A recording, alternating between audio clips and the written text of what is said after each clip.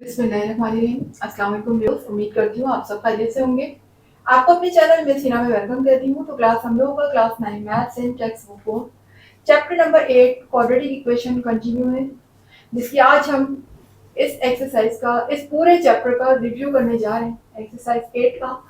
तो ओवरऑल जो भी कुछ हम लोगों ने इस चैप्टर में पढ़ा, आज उन सबका हम रिव्यू करेंगे, जिसमें fill in the blanks, true and false, इसके अलावा इसमें choose the correct answer includes हैं, वो सब आज हम इंशाल्लाह ताला कंप्लीट करेंगे। तो ये ज़रूर आप देखा करें, क्योंकि ये एमसीक्यूज और ये सब जो होते हैं प्रिंटर ब्लैंक्स, ये बहुत इंपॉर्टेंट होते हैं। इसमें पूरी चैप्टर्स को जो है वो कवर किया होता है। तो क्लास इसको हरगिज मिस नहीं कीजिएगा, वीडियो को ज़रूर देखिएगा। तो आपको पता है कि एमसीक्यूज और ये सब एग्जाम्स के पॉइंट ऑफ व्यू से बहुत इंपॉर्टेंट है। तो फिर शुरू करते हैं आज का रिव्यू, एक्सरसाइज 8 जी। एक्सरसाइज का रिव्यू करने जा रहे हैं, जिसमें हम सबसे पहले आज पढ़ेंगे फिल इन द ब्लैंक्स। ठीक है, तो इसमें आपको ब्लैंक्स दी हुई हैं और उनको फिल करके बताना है कि इसमें क्या आना चाहिए। तो क्लास आप देख सकते हैं यहाँ पर जितनी भी फिल इन द ब्लैंक्स है उन्हें मैंने रेड पेन से शो किया हुआ है। ठीक है, तो आपको अलग ही नजर आ रही होंगी वो fill in the blanks fill हुई भी। तो फर्स्ट हमारी है polynomial equation in which degree of variable is 2। Degree क्या होती है class? Highest power of variable.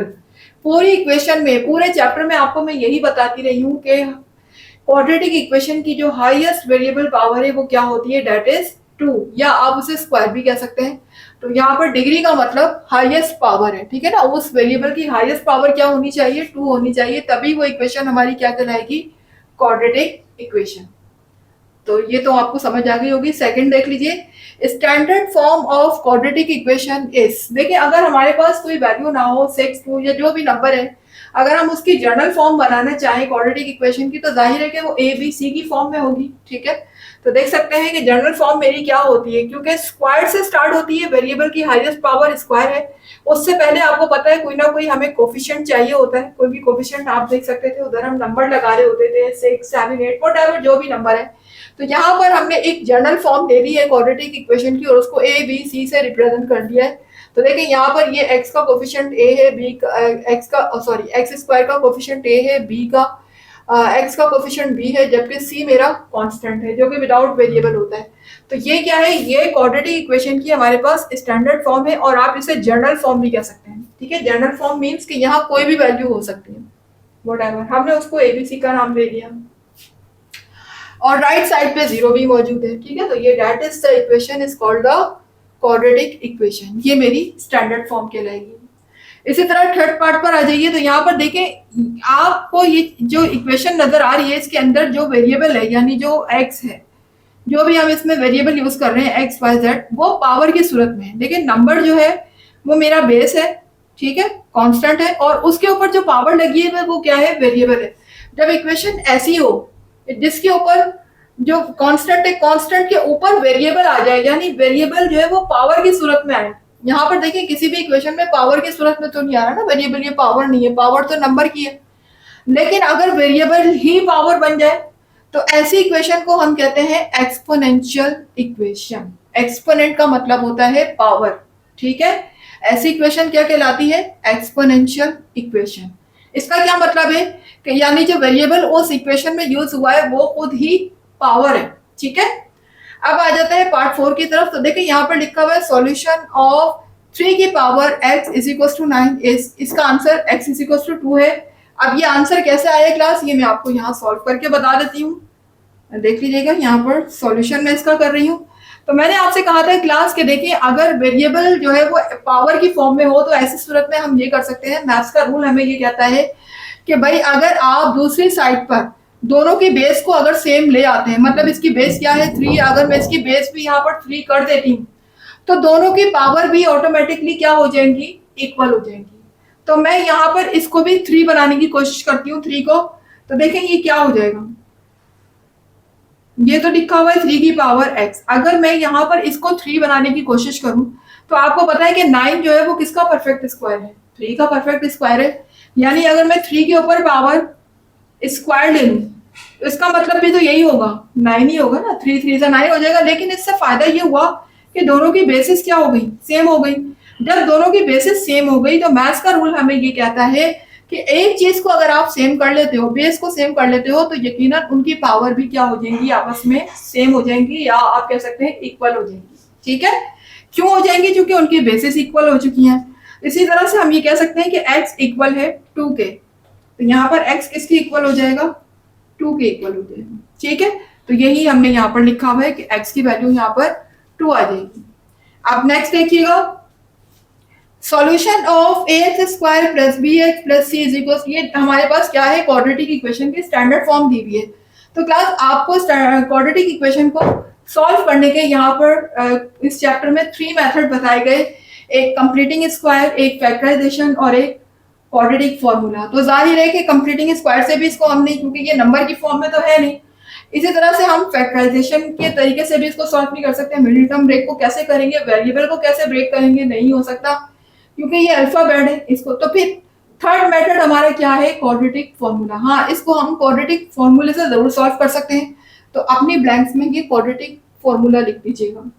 ठीक है, अब आ जाते हैं नेक्स्ट क्वेश्चन की तरफ। तो आ गए क्वेश्चन नंबर 2 की तरफ, that is take the correct answer. इसका मतलब है कि आपको यहाँ पर 4 ऑप्शन दिए गए, जिसमें से एक आंसर जो है वो आपका राइट होगा, कोई एक आंसर जिसपे आपने टिक लगाना है। ठीक है, तो यहाँ पर बोर्ड पर जगह कम होने की वजह से, स्पेस कम होने की वजह से मैंने यहाँ पर सिर्फ और सिर्फ राइट ऑप्शन को ही मेंशन किया है, बाकी ऑप्शंस मैंने यहाँ पर मेंशन नहीं किए।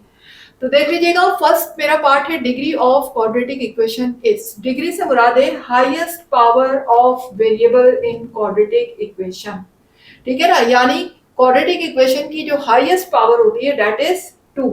ये बात आपको पता है कि स्क्वायर होती है उसकी। तो मेरा यहाँ पर option B is the right answer, option B पर टिक लगा लीजिएगा।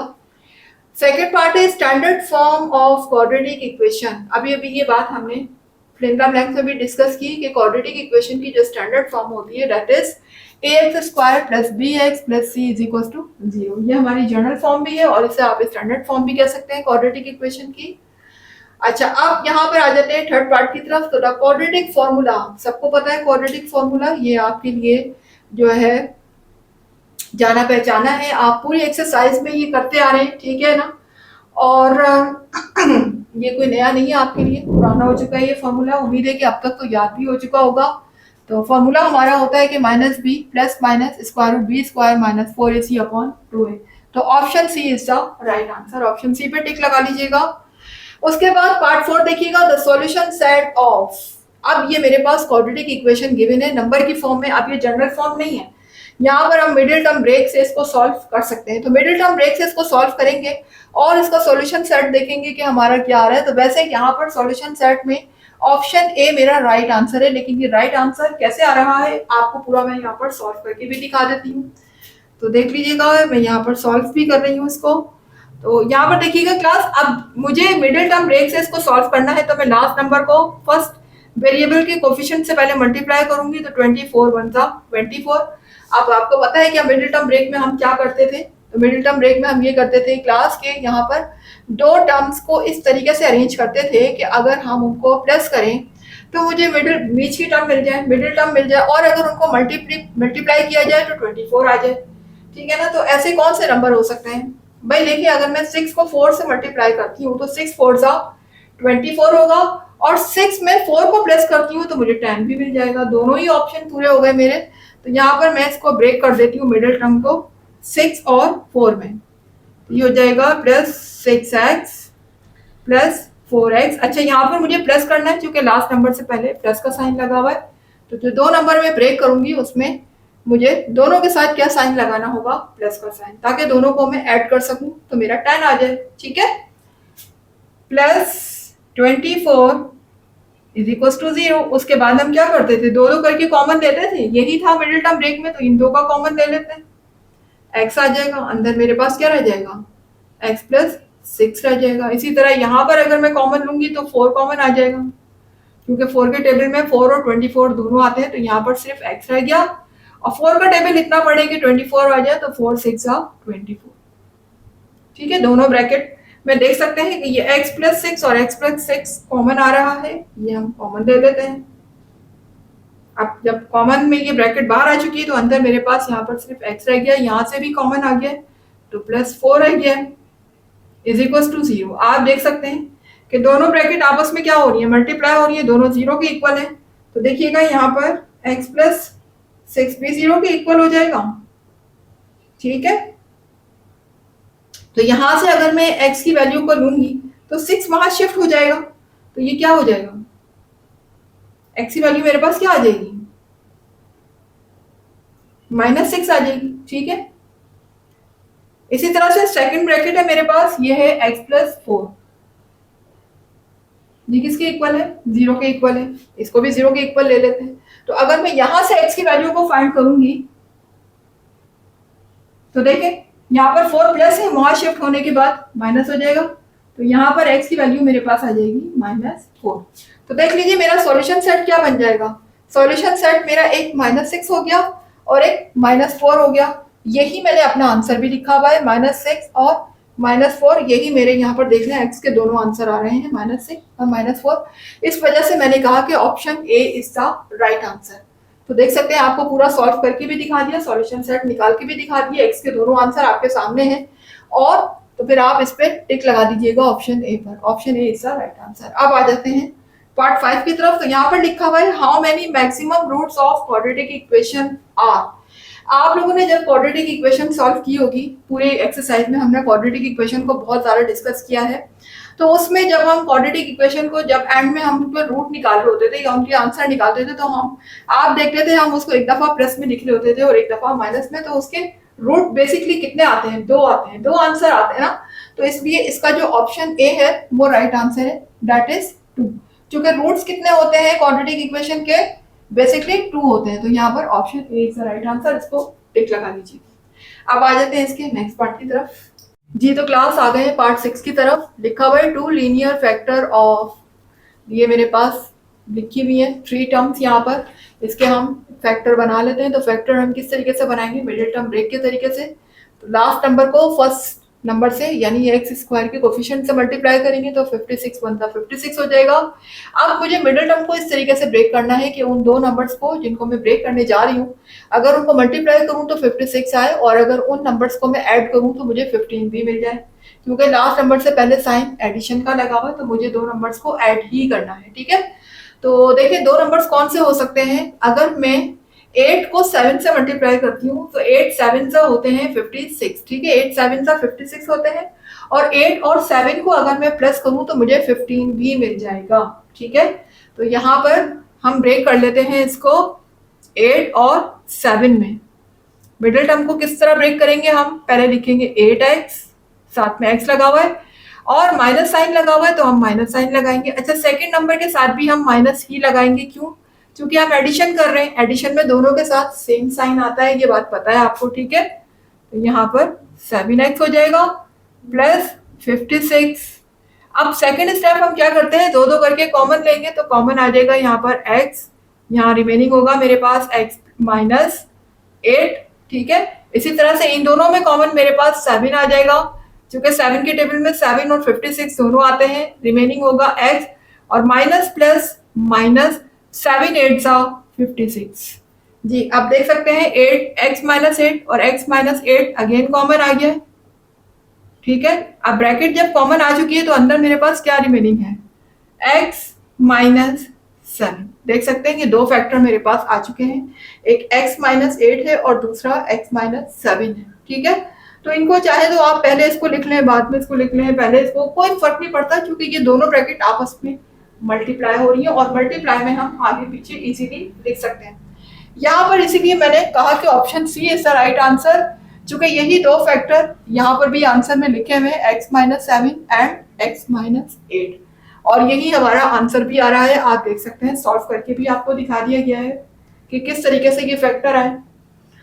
उसके बाद आ जाते हैं पार्ट 7 की तरफ। तो देखिएगा पार्ट 7 में लिखा हुआ है polynomial equation which remains unchanged when x is replaced by 1 upon x is called a reciprocal equation। जी तो क्लास जैसे कि आप देख सकते हैं कि x को हम यहाँ पर रिप्लेस किस में कर रहे हैं, 1 अपॉन x में। तो जाहिर है कि 1 अपॉन x क्या है, x का रिप्लेस है, ठीक है, उसकी जगह हम 1 अपॉन x रख रहे हैं। तो और यहाँ पर ये 1 अपॉन x जो x का है वो क्या है, रेसिप्रोकल। रेसिप्रोकल मतलब यानी वैल्यू को पलट देना, ठीक है ना।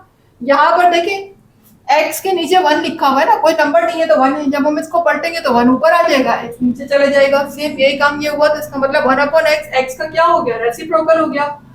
तो अब ऐसी इक्वेशन जिसमें हम x को बदल दें 1/x से और उस इक्वेशन पे भी कोई चेंज ना आए, इक्वेशन भी हमारी सेम वही रहे, तो ऐसी इक्वेशन हमारी कहलाती है रेसिप्रोकल इक्वेशन। ठीक है, अब आ जाते हैं पार्ट 8 की तरफ। तो ये लिखा हुआ है an equation of the type, अभी अभी देखें हमने फिल द ब्लैंक्स में भी इसको किया था कि ऐसी इक्वेशन जिसका जो पावर है वो ही वेरिएबल हो, यानी वेरिएबल से मुराद वही अल्फाबेट हो, कोई भी हो एक्स वाई जेड, लेकिन वो हो किस सूरत में, पावर की सूरत में हो। देख सकते हैं यहाँ पर एक्स भी पावर की सूरत में, इसके ऊपर जो पावर लगी है वहां पर भी एक्स है।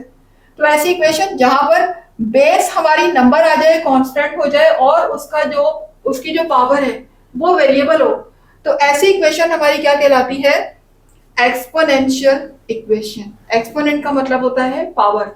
अब आ जाते हैं इसके नेक्स्ट पार्ट की तरफ। तो क्लास आ गए हैं टिक द करेक्ट आंसर में। क्वेश्चन नंबर 2 में हम आ गए हैं पार्ट 9 की तरफ। पार्ट 8 तक कंप्लीट हो चुके हैं हमारे। तो देखिएगा पार्ट 9 में हमसे कहा जा रहा है कि the solution set of equation 4x² - 16 = 0 is, अब यहाँ पर ऑप्शन सी हमारा जो है वो राइट आंसर है, +-2, that is the solution set. अब ये कैसे है राइट आंसर, देख लेते हैं इसको सॉल्व करके। क्लास यहाँ पर देखिएगा, यहाँ पर जो है हमारा ये 16 को अगर मैं इधर शिफ्ट कर दूं, ठीक है ना, ये -16 है, इधर जाकर ये प्लस हो जाएगा, तो ये हो जाएगा 4x² = 0 में जब ये ऐड होगा तो डायरेक्ट हम इसको ऐसे लिख देते हैं, एक ही बात है ना, 0 में प्लस करके लिखे या डायरेक्ट लिख दें जी। तो अब हमें यहाँ पर किसकी वैल्यू चाहिए, x² की। तो मैं यहाँ पर ये जो 4 है इधर मल्टीप्लाई हो रहा है, अगर इसको इधर ले जाऊं तो x² किसके इक्वल हो जाएगा, 16 से भाई 4 डिवाइड हो गया, ठीक है इधर। तो 4 के टेबल को पढ़ते हैं, इतना के 16 आ जाए तो 4 बनता 4, 4 4 दा 16। तो x² की वैल्यू मेरी यहाँ पर आ चुकी है 4 जी। अब लेकिन हमें तो सॉल्यूशन सेट चाहिए, तो सॉल्यूशन सेट यकीनन x का आता है ना, x² का तो नहीं आता। हमें यहाँ से स्क्वायर को रिमूव करना है, तो हम taking square root on both side करते थे ना, तो यहाँ पर हम दोनों तरफ अगर स्क्वायर रूट ले लेते हैं, फर्ज करें मैं यहाँ भी स्क्वायर रूट ले लूँ और यहाँ भी स्क्वायर रूट ले लूँ, दोनों तरफ स्क्वायर रूट हो जाए, तो यहाँ पर देखिएगा ये स्क्वायर रूट से कैंसिल हो जाएगा, तो यहाँ पर मेरा आ जाएगा x। ठीक है, रूट से कैंसिल हो गया ना स्क्वायर, तो ये तो सिर्फ x हो गया। और यहाँ क्या होगा, 4 किसका परफेक्ट स्क्वायर है, 2 का परफेक्ट स्क्वायर है ना, यानी कि मैं 2 को अगर 2 टाइम्स मल्टीप्लाई करती हूँ तो मेरा 4 आ जाता है और इसका बन जाएगा पेयर। और अगर पेयर बन जाता है तो क्या होता है, वो रूट से बाहर आ जाता है। और आपको पता है कि जब भी जिस नंबर का पेयर बनता है और वो रूट से अगर बाहर आ जाए क्लास, तो उसके साथ दोनों साइन लगते हैं, +b और -b। ये बात आपको पूरी एक्सरसाइज में भी समझाती रही हूँ मैं। और यकीनन आपको पता है कि जब रूट से हम बाहर लेकर आते हैं किसी पेयर को, तो उसके साथ दोनों साइन लगते हैं, प्लस और माइनस। तो ये हमारा 2 देखें प्लस और माइनस दोनों में आ चुका है बाहर रूट से, तो यही हमारा क्या हो जाएगा, सॉल्यूशन सेट हो जाएगा, +-2। तो आप देख सकते हैं, इसीलिए मैंने कहा कि option C is the right answer. आपको उसको सॉल्व करके भी दिखा दिया, इस तरीके से हमने सॉल्व किया, तो हमारा आंसर भी यही आ रहा है जो कि यहाँ पर ऑप्शन में मैंने दिखाया हुआ है। तो ऑप्शन सी पे टिक लगा लीजिएगा जी क्लास। अब यहाँ लास्ट देख लीजिए, लास्ट पार्ट में इनसे हमसे कहा जा रहा है कि an equation of the form, ये हमें एक इक्वेशन दी हुई है, ठीक है, और कहा जा रहा है इस कॉल्ड अ, इस इक्वेशन को क्या कहेंगे। देखिए क्लास, यहाँ पर बहुत सारे ऑप्शन थे। यहाँ पर ऑप्शन मेरे पास जो थे वो एक एक्सपोनेंशियल इक्वेशन का था, रेडिकल इक्वेशन का था, फिर एक मेरे पास रेसिप्रोकल इक्वेशन का ऑप्शन था, ठीक है। लेकिन अगर आप देखें तो ना तो ये हमारी जो इक्वेशन है रेडिकल में है, रेडिकल का मतलब स्क्वायर रूट, ठीक है, तो स्क्वायर रूट भी यहाँ पर कहीं नहीं लगा हुआ, इसका मतलब है कि ये रेडिकल इक्वेशन तो नहीं हो सकती। और ये एक्सपोनेंशियल इक्वेशन भी इसलिए नहीं हो सकती क्योंकि यहाँ पर हमारे जो वेरिएबल है वो पावर की सूरत में नहीं है। एक्सपोनेंशियल इक्वेशन कब होती है, जब जो वेरिएबल हो, जो भी अल्फाबेट हो, वो अगर पावर की सूरत में लिखा हो, तो उस वक्त ये एक्सपोनेंशियल होती है। तो फिर हमारे पास 2 ऑप्शन बचते हैं, या तो रेसिप्रोकल इक्वेशन का या फिर नन ऑफ दीज का। तो नन ऑफ दीज तो नहीं है इसका ऑप्शन, इसका ऑप्शन है रेसिप्रोकल इक्वेशन। अब ये कैसे है, ये मेरा ऑप्शन ए राइट आंसर है, लेकिन ये कैसे है, तो क्लास देख लेते हैं किस तरीके से है ये। अब सॉल्व करके किस तरीके से देखेंगे, आपको पता है कि रेसिप्रोकल का क्या मतलब होता है। जब हम x की प्लेस में 1/x रख दें तो x का जो रेसिप्रोकल होता है वो क्या होता है, 1/x होता है।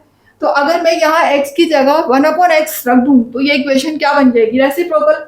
लेकिन उसकी एक कंडीशन है, 1/x अगर मैं रख भी दूं तो 1/x रखने के बाद भी इक्वेशन की जो ओरिजिनल फॉर्म है, यानी कि वो बदले नहीं, चेंज ना हो, वैसी की वैसी रहे, उस सूरत में हमारी इक्वेशन कहलाएगी रेसिप्रोकल इक्वेशन।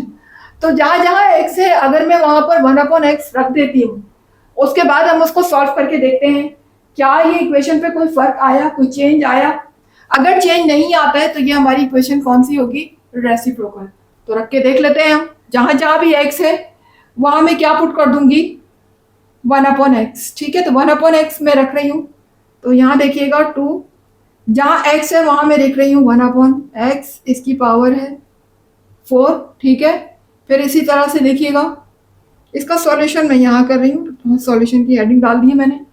आगे लिखा हुआ है 3 और फिर x है, इसकी जगह भी मैं क्या लिख देती हूँ, 1/x। तो हर जगह मैं x का क्या लिख रही हूँ, रेसिप्रोकल लिख रही हूँ, जो कि क्या होता है 1/x। इसकी पावर क्या लगी हुई है, 3 लगी हुई है। इसी तरह प्लस 7 है, x की प्लेस में मैं रख रही हूँ 1/x। ठीक है, इसकी पावर है होल स्क्वायर। फिर आगे लिखा हुआ है 3, यहाँ भी x है तो यहाँ भी क्या आ जाएगा, 1/x। ठीक है, प्लस 2 हो जाएगा इज इक्वल टू 0। जी, तो क्लास अब आगे देखिएगा, ये पावर 4 जब 1 पे अप्लाई होगी तो 1 तो कितनी भी बार मल्टीप्लाई हो तो 1 ही रहता है, लेकिन जब ये पावर 4 x पर अप्लाई होगी तो ये हो जाएगा, और 1 पर अप्लाई होगी तो 1 ही होगा। और ये देखो 2 जब 1 से मल्टीप्लाई होगा तो 2 हो जाएगा ना, डायरेक्ट हम 2 को भी मल्टीप्लाई 1 से कर देते हैं। और नीचे x के ऊपर जब पावर 4 आएगी तो ये हो जाएगा x की पावर 4। ठीक है, इसी तरह से यहाँ देखिएगा ये 1 जब 3 पर अप्लाई, सॉरी 3 पावर जब 1 पर अप्लाई होगी तो 1 फिर वही 1 ही रहेगा, और 1 जब 3 से मल्टीप्लाई होगा तो 3 हो जाएगा। ठीक है, इसी तरह से यहाँ देखिएगा जब ये पावर 3 x पर अप्लाई होगी तो x की पावर यहाँ पर क्या हो जाएगी, 3 हो जाएगी।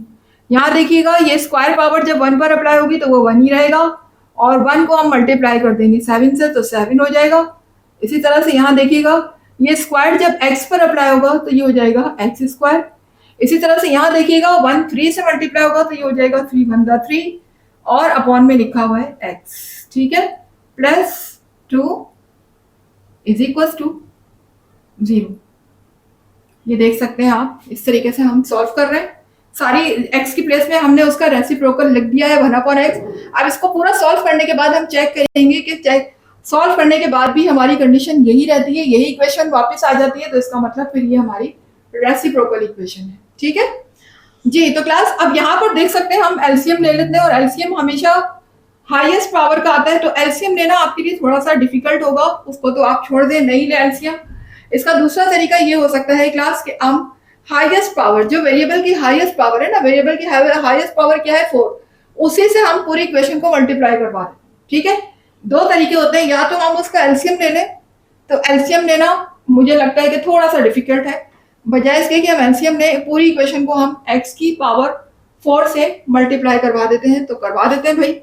तो देखिए जब हम पूरी इक्वेशन को x की पावर 4 से मल्टीप्लाई करवाएंगे तो हर टर्म x की पावर 4 से मल्टीप्लाई होगी ना, यानी ये भी मल्टीप्लाई हो जाएगा x की पावर 4 से। तो ये देखें मैंने इसको भी मल्टीप्लाई करवा दिया, और मैंने यहां भी करवा दिया मल्टीप्लाई x की पावर 4। ठीक है, इसी तरह यहां देखिएगा पूरी इक्वेशन को मैं मल्टीप्लाई करवा रही हूँ x की पावर 4 से। हाईएस्ट पावर से मल्टीप्लाई करवाना है, क्लास याद रखिएगा, कभी भी लोएस्ट पावर से मल्टीप्लाई नहीं करवाइएगा। इसी तरह से यहाँ देखिएगा -3 अपॉन x है, इसको भी हम हाईएस्ट पावर x की 4 से मल्टीप्लाई करवा रहे हैं। आगे लिखा हुआ है +2, जब 2 हाईएस्ट पावर x की पावर 4 से मल्टीप्लाई होगा तो यहाँ पर 2x4 आ जाएगा। ठीक है, इज इक्वल टू 0 भी मल्टीप्लाई हो जाएगा किससे, x की पावर 4 से। यानी पूरी इक्वेशन को मैंने x की पावर 4 से क्या करवा दिया, मल्टीप्लाई करवा दिया। तो ये मेरा ख्याल में तरीका एलसीएम लेने से बेहतर है। ठीक है ना, इस तरीके से आपको ज्यादा अच्छा समझ आ जाएगा। तो क्लास देखिए यहाँ पर तो x की पावर 4 x की पावर 4 आपस में हो जाएंगे कैंसिल, ठीक है। और यहाँ देखिएगा यहाँ x की पावर 3 है, यहाँ 4 है, तो देखिए यहाँ पर क्या होगा कि इसमें से 3 पावर तो कैंसिल हो जाएगी, 1 यहाँ पर रिमेनिंग होगा। अब आप ये थोड़ा सा लॉजिकल है, इस चीज को समझें। इसकी पावर 3 है तो इसमें से x के जितने भी 3 होंगे ना, x की जो पावर 3 होगी वो कैंसिल हो जाएगी, 1 बचेगा ऊपर क्योंकि एक ज्यादा है। तो देखिए 3 पावर यहाँ पर इससे कैंसिल हो जाएगी, एक x ऊपर बच जाएगा मेरा, ये तो पूरे कैंसिल हो जाएंगे ना। और यहाँ से जितने x टोटल x कितने यहाँ पर 4 हैं, जिसमें से 3 कैंसिल हो गए, 1 इज रिमेनिंग। यहाँ देखिएगा यहाँ x की पावर स्क्वायर है, यहाँ x की पावर 4 है, इसके बाद 2 है, सॉरी इसके बाद 2 है, इसके बाद 4 है, तो इसमें से 2 जो है वो कैंसिल हो जाएंगे और यहाँ पर 2 पावर रह जाएगी, ठीक है ना। 2 पावर यहाँ से कैंसिल हो गई, 2 बच गई, जो बच गई वो मैंने मेंशन कर दी। यहाँ पर 1 बचा है तो 1 हम मेंशन नहीं करते, ठीक है। इसी तरह से यहाँ देखिएगा यहाँ पर सिर्फ 1x है, यहाँ पर 4x है, तो 1x इसमें से कैंसिल हो जाएगा, ये 1x मैंने इसमें से कैंसिल कर दिया, ठीक है, ये तो पूरा कैंसिल हो गया। अब 1x कैंसिल होने के बाद यहाँ कितनी पावर रह जाएगी, 3 रह जाएगी, 3 बच जाएगी, ठीक है ना। यहाँ पर 2 पावर कैंसिल हो गई, 2 बच गई, यहाँ पर 1 पावर कैंसिल हो गई, 3 बच गई, ठीक है। और बाकी तो कैंसिल नहीं हो रहा, और 0 से कोई भी चीज मल्टीप्लाई होती है आपको पता है वो 0 हो जाती है। आगे देखिए अब हमारे पास क्या होगा, ये होगा यहाँ पर 2, क्योंकि ये तो पूरा कैंसिल हो चुका है ना, सिर्फ 2 बचा है। और यहाँ देखिएगा -3 जो कि मल्टीप्लाई किससे हो रहा है, x से, ठीक है ना। अब यहाँ पर तो सिर्फ एक ही x बचा हुआ है ना, तो ये एक x यहाँ पर आ जाएगा। यहाँ देखिएगा यहाँ पर x की पावर क्या रह गई है, अब स्क्वायर रह गई है, तो 7 मल्टीप्लाई हो जाएगा x स्क्वायर से। यहाँ पर लिखा हुआ है आगे -3 और x की पावर यहाँ पर अब 3 रह गई है, क्योंकि एक x कैंसिल हो चुका था, तो यहाँ पर x कितने बचे हैं, 3x बचे हैं, x की पावर 3 बची है। यहाँ आगे देखिएगा लिखा हुआ है +2x4 और आगे आपको पता है कि 0 x4 से मल्टीप्लाई होगा तो इसको भी क्या कर देगा, 0 कर देगा जी। अब हम इनको तरतीब से लिख लेते हैं क्लास, ठीक है ना। हाईएस्ट पावर सबसे पहले, उसके बाद उससे छोटी और फिर उससे छोटी। तो अगर हम इनको अरेंज करके लिखेंगे तो देखिए सबसे हाईएस्ट पावर ये है, इसको मैं पहले लिख लूंगी, ये हो जाएगा 2x की पावर 4, फिर उससे छोटी पावर ये है, इसके बाद हम इसको लिख लेते हैं 3x की पावर क्यूब, उसके बाद फिर +7x स्क्वायर आ जाएगा, ठीक है। उससे 3 से पावर छोटी स्क्वायर है, फिर स्क्वायर से छोटी 1 है, तो इसको हम बाद में लिख लेते हैं 3x, ठीक है। उसके बाद फिर मेरा कांस्टेंट आ जाएगा जो कि है +2, इसको हम लास्ट में लिख लेते हैं। इस तरीके से अब हमने इक्वेशन को क्या कर लिया, अरेंज कर दिया। अब देखिए ये जो इक्वेशन मेरे पास निकल कर आई है, क्या ये उस इक्वेशन के इक्वल है जो हमें यहाँ पर दी हुई थी, an equation of the form. तो आप देख सकते हैं 2x4 -3x³ + 7x square -3x + 2 = 0। देख लें एग्जैक्ट वही इक्वेशन हमारे पास निकल कर आई है। इसका मतलब ये हो गया कि ये रेसिप्रोकल इक्वेशन है।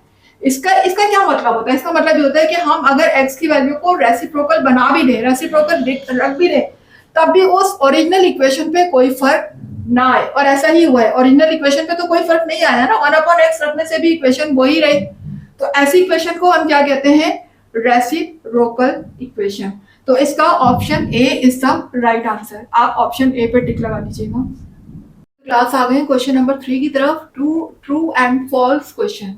अब यहाँ पर हमें क्वेश्चन अगर हमारा जो दिया हुआ है, जो भी पार्ट है, अगर वो ट्रू है, वो सही है वो स्टेटमेंट, तो हम वहाँ ट्रू लिखेंगे, और अगर वो स्टेटमेंट रॉन्ग है तो वहाँ पर हम फॉल्स लिखेंगे।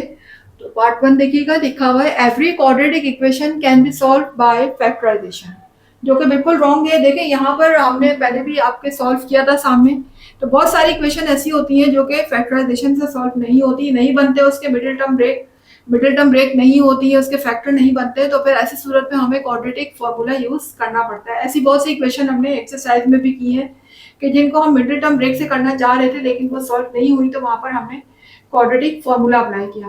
तो ये बिल्कुल रॉन्ग होगा कि हर क्वाड्रेटिक इक्वेशन को सिर्फ फैक्टराइजेशन से ही सॉल्व किया जा सकता है, नहीं, ऐसा बिल्कुल नहीं है। फैक्टराइजेशन मेथड किसी इक्वेशन पे अप्लाई होता है, किसी इक्वेशन पे अप्लाई नहीं होता, तो फिर हम उसे क्वाड्रेटिक फॉर्मूले से सॉल्व करते हैं। तो लिहाजा ये स्टेटमेंट हमारा क्या हो गया, फॉल्स। ठीक है क्लास, आगे फॉल्स लिख लीजिएगा। फिर सेकंड पार्ट पे लिखा हुआ है every quadratic equation has two roots. बिल्कुल, क्वाड्रेटिक इक्वेशन को जब हम सॉल्व करते हैं तो हमारे दो आंसर निकल कर आते हैं, उसको हम एक बार प्लस में लिखते हैं, एक बार माइनस में लिखते हैं, तो जाहिर है हमारे पास एक्स के दो आंसर आते हैं, तो सॉल्यूशन सेट में हमारे पास जो है वो टू रूट्स में शो होते हैं आंसर। तो ये हमारा स्टेटमेंट बिल्कुल ट्रू होगा, लेकिन क्लास ये आपकी बुक में फॉल्स दिया हुआ है जो कि रॉन्ग है, ठीक है, उसे रॉन्ग कर लीजिएगा। बेसिकली ये ट्रू है। अच्छा, उसके बाद यहाँ थर्ड पार्ट में देखिएगा, थर्ड पार्ट में लिखा है every quadratic equation can have no solution. ये कह रहे हैं क्या क्वाड्रेटिक इक्वेशन का कोई भी सॉल्यूशन नहीं होता? ये तो बिल्कुल ही रॉन्ग हो गया। क्वाड्रेटिक इक्वेशन का बिल्कुल सॉल्यूशन होता है, क्यों नहीं होता? और एक नहीं दो दो होते हैं सॉल्यूशन सेट यहाँ पर, ठीक है। तो ये वाला जो हमारा स्टेटमेंट है थर्ड पार्ट, ये तो बिल्कुल ही रॉन्ग है, तो ये तो बिल्कुल ही फॉल्स है, इसलिए कि इन्होंने ये बात की कि क्वाड्रेटिक इक्वेशन का कोई सॉल्यूशन ही होता ही नहीं। ऐसा तो हो ही नहीं सकता कि हम क्वाड्रेटिक इक्वेशन को जो है वो सॉल्व करें और उसका कोई सॉल्यूशन ही ना हो। बिल्कुल होता है सॉल्यूशन, ठीक है। तो ये स्टेटमेंट हमारा रॉन्ग हो गया, यहाँ पर इसको फॉल्स कर लीजिएगा। पार्ट 4 है, ये मेरी क्वाड्रेटिक इक्वेशन की स्टैंडर्ड फॉर्म दी हुई है, ठीक है। अभी जैसे कि हम लास्ट क्वेश्चन में भी पढ़ते हुए आ रहे हैं, इसको is called the quadratic equation. बिल्कुल क्वाड्रेटिक इक्वेशन है ये, ठीक है। आगे लिखा हुआ है इन एक्स, एक्स यहाँ पर वेरिएबल गिवन है, ठीक है। If A is equal to 0, अब यहाँ पर जो है ना आप जरा गौर कीजिएगा कि ए इज इक्वल टू इन्होंने 0 कहा है, तो क्लास जरा गौर कीजिएगा, अगर मैं यहाँ पर a को 0 कर दूं, अगर a को 0 के इक्वल लिख दूं तो क्या होगा, 0 एक्स स्क्वायर से मल्टीप्लाई होगा तो पूरी टर्म को 0 कर देगा। तो अगर ये पूरी टर्म 0 हो जाएगी तो एक्स स्क्वायर तो हट जाएगा। और क्वाड्रेटिक इक्वेशन होने के लिए यही तो बुनियादी हमारी शर्त है, हमारी कंडीशन है कि एक्स स्क्वायर से इक्वेशन शुरू होनी चाहिए। और अगर हम 0 करते हैं तो एक्स स्क्वायर ही रिमूव हो जाएगा, तो फिर ये क्वाड्रेटिक इक्वेशन ही कहाँ रहेगी? ये क्वाड्रेटिक इक्वेशन तो नहीं होगी फिर। तो इसलिए यहाँ पर इन्होंने जो x इज इक्वल टू 0 लिखा है, यहाँ पर x is not equal to 0 होना चाहिए था, ठीक है ना। तो इन्होंने x इज इक्वल टू 0 लिखा है, जो कि बिल्कुल रॉन्ग है। बाकी इन्होंने कहा है कि b and c are real number. बिल्कुल b and c real number हो सकते हैं, वो सब बातें ठीक है, लेकिन a कभी भी 0 के इक्वल नहीं होना चाहिए। अगर a 0 के इक्वल हो जाएगा तो ये क्वाड्रेटिक इक्वेशन ही नहीं रहेगी। फिर जब क्वाड्रेटिक इक्वेशन ही नहीं रहेगी तो फिर इसका सॉल्यूशन कैसे पॉसिबल है, ठीक है ना। तो इस वजह से ये स्टेटमेंट भी हमारा क्या होगा, फॉल्स। नेक्स्ट पार्ट देखिएगा, पार्ट 5 है एक्सट्रानियस रूट सेटिस्फाई द इक्वेशन। देखिए क्लास, एक्सट्रानियस रूट कौन से होते हैं? ये वो होते हैं जो अभी अभी हमने 8.4 में सॉल्व किए क्वेश्चन इक्वेशन, जिसमें रूट लगा हुआ होता था, याद होगा आपको।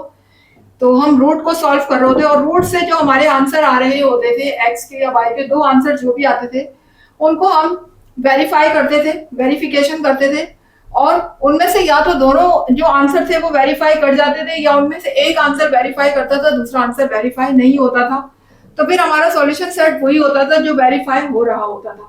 और जो हमारा आंसर, जिस आंसर पे हमारा क्वेश्चन वेरीफाई नहीं होता था, वो जो रूट हमारा होता है वो हमारा कहलाता है एक्स्ट्रानियस रूट, ठीक है। एक्स्ट्रानियस रूट कहलाता है वो। तो वो इक्वेशन को क्या करता है, वो कह रहे हैं कि सेटिस्फाई द इक्वेशन, वो इक्वेशन को सेटिस्फाई करता है? जी नहीं, वो बिल्कुल सेटिस्फाई नहीं करता। आपने देखा होगा कि एक्स्ट्रानियस रूट वो होते हैं जो कि इक्वेशन को सेटिस्फाई करे ही ना, यानी हमारा जो क्वेश्चन है वो वेरीफाइड ही ना हो, left hand side right hand side के इक्वल ही ना हो, तो ऐसा रूट हमारा कहलाता है एक्स्ट्रानियस।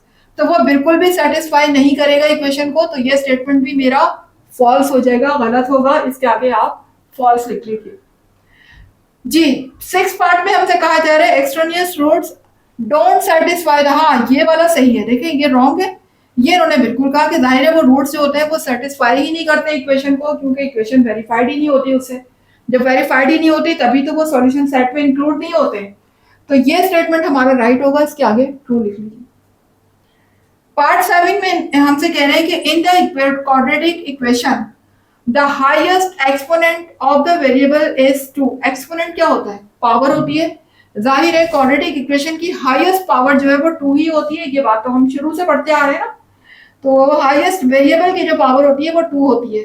इन्होंने भी यही कहा है कि हाईएस्ट वेरिएबल पावर 2 होती है, तो ये स्टेटमेंट हमारा बिल्कुल ट्रू है। यहाँ पर आप ट्रू लिख लीजिएगा, ठीक है। तो क्लास आप देख सकते हैं यहाँ पर ट्रू एंड फॉल्स भी क्वेश्चन हमारा खत्म हुआ, क्वेश्चन नंबर 3। तो यहाँ पर हमारा रिव्यू जो है एक्सरसाइज 8 का कंप्लीट हो चुका है। उम्मीद है कि क्लास आपको समझ आया होगा, कॉन्सेप्ट भी क्लियर हुए होंगे अपने कमेंट, अपना फीडबैक ज़रूर दीजिएगा कि आपको रिव्यू कैसा लगा क्लास। और अगर वीडियो पसंद आ रही है, कुछ सीख रहे हैं मेरी वीडियो से, ठीक है ना, और आपके कॉन्सेप्ट भी क्लियर हो रहे हैं, तो फिर वीडियो को लाइक ज़रूर कीजिएगा, चैनल को सब्सक्राइब करके बेल आइकन को हिट कीजिएगा, ताकि हर नई आने वाली वीडियो का नोटिफिकेशन आपको टाइम पर मिलता रहे। इंशाल्लाह नेक्स्ट न्यू चैप्टर 9 चैप्टर के साथ दोबारा हाजिर होते हैं। जब तक के लिए मुझे इजाज़त दीजिएगा। अल्लाह हाफिज़।